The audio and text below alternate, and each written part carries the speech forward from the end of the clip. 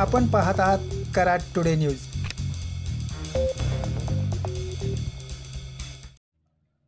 कराड तालुक्यातील धोंडेवाडी इथं असणाऱ्या डीपी जैन कंपनीच्या कास्टिंग यार्डवर ठेवण्यात आलेल्या साहित्याला अचानक आग लागल्याची घटना आज सकाळी घडली आहे। या आगीत पुणे बेंगलोर महामार्गावरील 6 पदरीकरणाच्या कामासह कराडच्या उड्डाणपुलासाठी लागणारं साहित्य जळून खाक झालंय।